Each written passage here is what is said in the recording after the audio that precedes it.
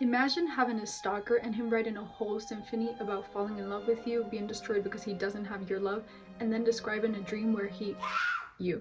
Well, this actually happened. Meet Hector Berlioz and his Symphonie Fantastique. In 1827, 23-year-old music student Hector Berlioz went to see Romeo and Juliet in Paris. The main character of this play was Harriet Smithson, so Berlioz fell madly in love with her to the point that the next few years of his life, his main mission was to get her. He became so obsessed he would do things like send multiple letters to her, rent rooms next to hers to spy on her, and casually run into her. But Harriet had a lover, and Berlioz went into obsession and became crazy to the point of even poisoning himself with opium, but the dose was too small. He then would channel these emotions into this biographical symphony. The symphony is formed by 5 movements, each describing a different part of a story. The first movement represents the feeling of love that is awakening in him, and the suffering caused by not being able to be with Harriet. In this movement, we hear for the first time the theme that represents his lover.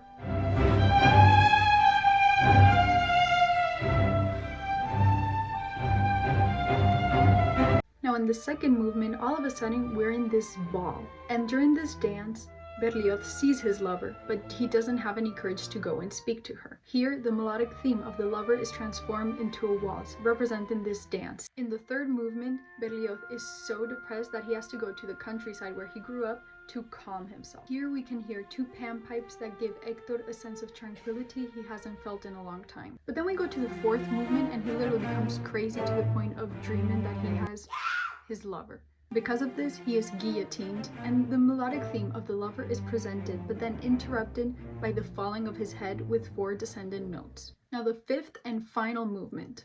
Hector finds himself in a black Sabbath, surrounded by witches that are preparing for his funeral. The melodic theme of the lover comes back, but this time it becomes part of a grotesque dance, and even joins the Black Sabbath. In this movement, we also hear a Dies Irae, which is a funeral Gregorian chant.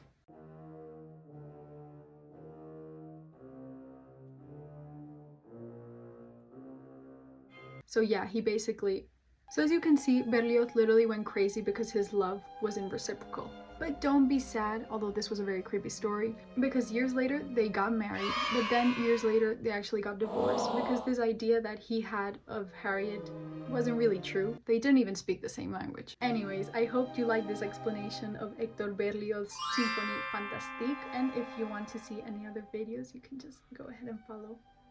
Bye!